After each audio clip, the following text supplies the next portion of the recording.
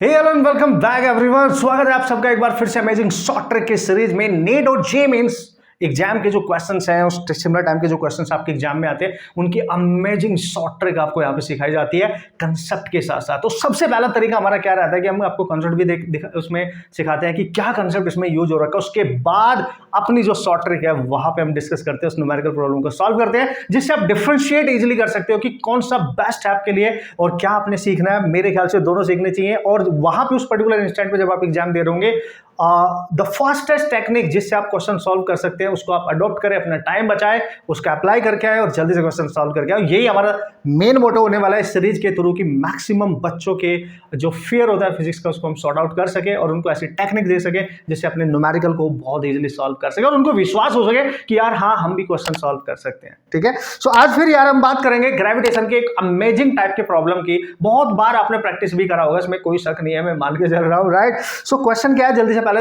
पढ़ लेते हैं। आपकी स्क्रीन पे है, जल्दी से पढ़ लो, डेटा नोट कर लो, उसके बाद स्टार्ट करते हैं अपना ये mission. Okay, so come on. देखो उसने बोला था radius of earth is R and the acceleration due to gravity at its surface is जी।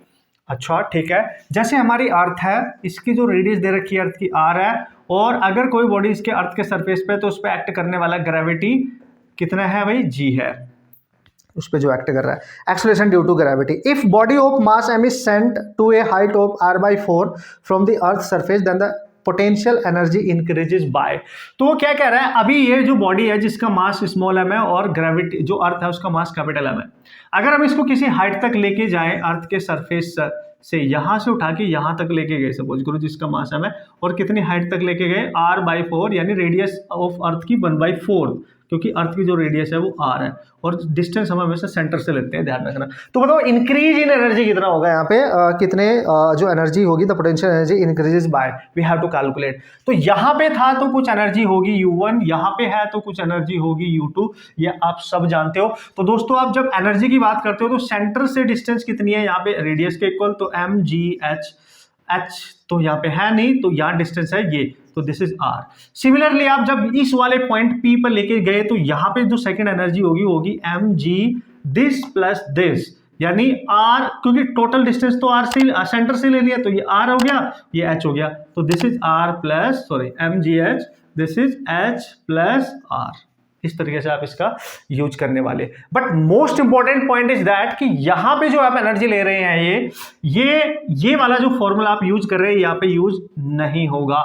ये भी गलती नहीं करने का कि यार पोटेंशियल एनर्जी की बात कर रहे हैं तो हम ये वाला फॉर्मूला यूज कर लेते हैं, क्योंकि हम यहाँ पे बात कर रहे हैं आर रेडियस है, सेंटर से लेनी है, मास के डिस्टेंस, ह्यूज डिस्टेंस, चूंकि ये आप प्लैनेटरी दो मास के बीच की यूज कर रहे हैं एनर्जी। तो याद करो इस केस में ग्रेविटेशनल पोटेंशियल एनर्जी लेनी है अपने G m1 m2 over r। तो इस केस में जो एनर्जी बनेगी ये बननी चाहिए G m ओवर r, क्योंकि यहां से यहां तक की डिस्टेंस r है, और इस केस में जो एनर्जी बननी चाहिए minus G m over r plus l, क्योंकि सेंटर से चूंकि उसको हाइट तक ले गए, टोटल डिस्टेंस ये होगी। अगर इंक्रीज इन एनर्जी आप कैलकुलेट करना चाहते हैं तो बहुत क्लियरली आप देख सकते हैं यहां पे ये वाली एनर्जी ज्यादा है, ये वाली कम है, क्योंकि ये डिस्टेंस ज्यादा हो गई, तो U1 माइनस U2 गाइस। ठीक है, तो इसको आप लिखेंगे डेल्टा U और यहां से आप निकालेंगे अपनी इंक्रीज इन एनर्जी, इससे इसको सब्ट्रैक्ट करके वैल्यू पुट करके H की वैल्यू पुट कर देना, ये दे रखी है, तब जाके कुछ ऐसे आंसर आएगा। तो मतलब एक प्रोसेस है, एक कंसेप्ट है, इस तरीके से आप न्यूमेरिकल को सॉल्व करेंगे। Right, but what is the वी funda trick to handle this type of question in fraction of second? उत्तरी यस सर, बिल्कुल हो जाएगा, बिल्कुल। Very important point is that guys, जब भी आपको इस केस में हाइट गिवन हो और in terms of radius given हो, अर्थ की रेडियस, हाइट गिवन हो और अर्थ की रेडियस के टर्म्स में गिवन हो, समझ गए ना बॉस? मैंने क्या बोला, हाइट गिवन हो और रेडियस ऑफ अर्थ के टर्म्स में अगर गिवन हो तो क्या करेंगे, तब चेंज इन एनर्जी या इंक्रीज इन एनर्जी जो होगी पोटेंशियल, उसको निकालने का फंडा n over n plus 1 into mgr। This is the formula, you have to remember actually, क्योंकि बहुत इंपॉर्टेंट टाइप का ये कैटेगरी है और इस टाइप के क्वेश्चन नीट और जेईई में मैक्सिमम पूछे गए हैं भाई, बहुत बार पूछे गए हैं यार। अब आप सोच रहे होंगे सर यहाँ पे n क्या है, क्योंकि mgr तो बताया, चलो भाई रेडियस है, n क्या है, देखो भाई एन एक्चुअली आपने लेना है जो हाइट गिवन होगी इन टर्म्स ऑफ आर, जैसे यहाँ r/4 है तो r का मल्टीपल यानी n इंटू आर, तो n जो होगा वो r का जो कोफिशिएंट होगा, और r का कोफिशिएंट है कितना है 1/4, भाई r/4 तो 1/4 ही हुआ, तो n यहाँ पे आ गया 1/4, ये होता है कोफिशिएंट ऑफ r। कुछ भी हो सकता है 1 2 3 कुछ भी है ना, 1/2 2/3 3/4 1/4 समथिंग लाइक दैट, बस वो r का जो कोफिशिएंट होगा, r का जो मल्टीपल होगा उसको n कहते हैं। तो डेल्टा u आप यहां से निकालेंगे और क्वेश्चन को सॉल्व कर डालेंगे, तो डेल्टा u आएगा आपका 1/4 और यहां पे लिखेंगे 1/4 प्लस 1 और कंप्लीट कैलकुलेशन आपकी फिनिश हो जाएगी। आपको इतनी ज्यादा कैलकुलेशन करने की जरूरत पड़ेगी नहीं बॉस।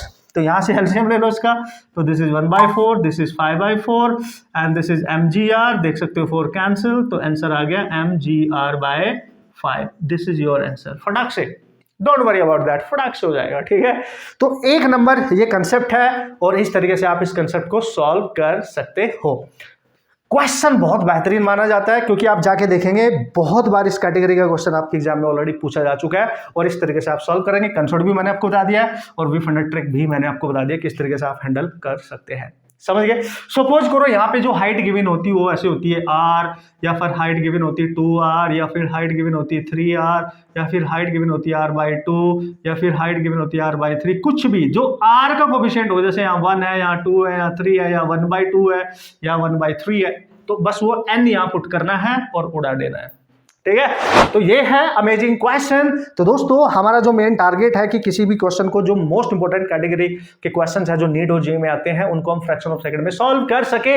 ये ही हमारा इस चैनल के थ्रू आपको सिखाने का मेन मोटो है कि हर बच्चा इंडिया का ये टेक्निक सीखे और अपने काफी क्वेश्चन वो इस टेक्निक के थ्रू सॉल्व करके आए, जिससे उसका टाइम बचे, उसका कॉन्फिडेंस बढ़े और उसको लगे कि मैं भी फिजिक्स कर पाऊंगा, मैं भी फिजिक्स कर सकती हूँ, राइट बच्चों। अगर ये कॉन्सेप्ट, ये ट्रिक्स आपको अच्छी लग रही है कंसेप्ट के साथ साथ, तो प्लीज आप इनको दूसरे बच्चों तक भी शेयर करना ना भूलें। लाइक करके कमेंट करके जरूर बताया करो, हमारा मोटिवेशन उसी से बढ़ रहा है और उसी से बढ़ता है। जितने ज्यादा बच्चे उस चीज को हमें अप्रिशिएट करेंगे, हम उतनी बेहतरीन ट्रिक्स बनाएंगे, मैक्सिमम क्वेश्चंस की बनाएंगे।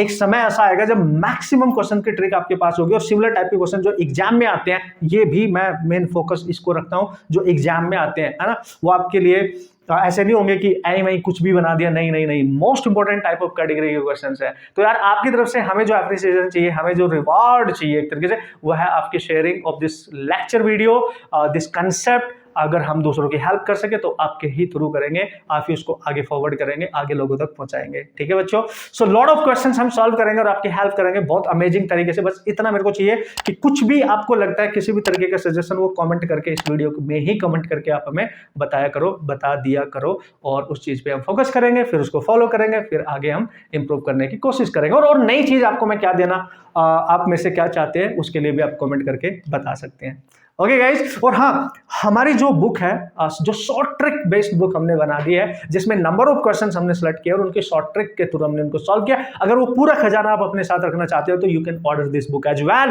है ना। अगर आपको ऐसा लगता है, ठीक है, it depends upon you, right. ये बस मेरा काम है, मेरे को आपको बताना है, क्योंकि देखो हम बहुत सारी बुक पढ़ते हैं, लेकिन एक बुक ऐसी भी हमारे पास पर्सनल होनी चाहिए जिसमें क्वेश्चंस को शॉर्ट ट्रिक के थ्रू सॉल्व किया गया, डायरेक्ट फॉर्मूलाज के बेस में सॉल्व किया गया, डायरेक्ट फॉर्मूला हमने बनाए उनके थ्रू, तो उससे क्या होगा, टाइम बचेगा। और सबसे मुद्दे की बात तो कॉम्पिटेटिव एग्जाम में टाइम ही होती है ना यार, ठीक है। लेकिन फिर भी आपको ऐसा लग रहा है आप 11th क्लास में, 12th क्लास में नीट ड्रॉपर स्टूडेंट है, राइट। सो कि सर हमारे बेसिक भी बहुत स्ट्रॉन्ग होनी चाहिए, हम बेसिक से ही स्ट्रॉन्ग करेंगे फिजिक्स, जिससे पूरी फिजिक्स में हमारी कमांड हो जाएगी। तो हमारा ऑनलाइन कोर्स भी हमने बना के तैयार रखा है और मैक्सिमम बच्चे उसका बेनिफिट भी उठा रहे हैं, आप भी उठा सकते हैं, उसमें एनरोल कर सकते हैं। और पर्सनल अंडर गाइडेंस, मेरे अंडर गाइडेंस के साथ दोस्तों, आप अपने फिजिक्स के कॉन्सेप्ट को एक हाई लेवल तक लेके जा